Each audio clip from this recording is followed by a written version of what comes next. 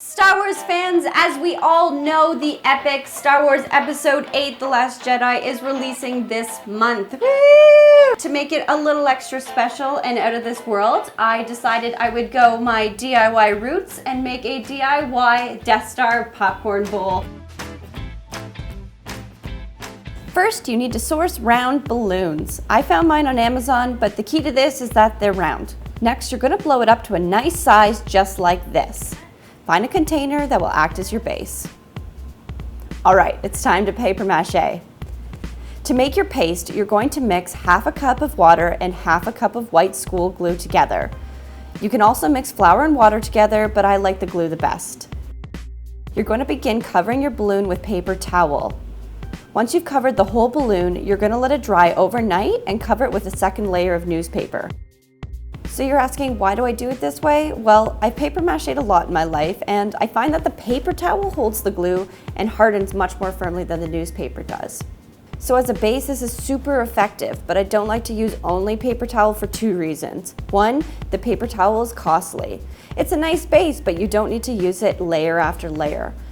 Second, the paper towel has little air pockets, which is not going to make the surface nice and flat, which is not exactly ideal for painting. Let your first layer dry, then repeat this process for 2 more layers. Every layer you add, the more sturdy your piece will become. Once all your layers are done, it's time to paint. I'm using acrylic paint here. I've mixed the black and white paint together to make my dark and light gray. The light gray will act as my base, and the dark gray will be my detail. One thing to keep in mind is where you want to put your hole for your popcorn. I've designed mine so that the super laser sat on the opposite side of my popcorn hole. Important things to add is your equilateral trench and your super laser. Once your paint is dry, pop your balloon to reveal your interior. The last step is to add a plastic bag. I didn't want to get the interior of my Death Star buttery, so I placed a plastic bag on the inside and simply taped it down to the edges. Now you can add your popcorn and your marathon can begin.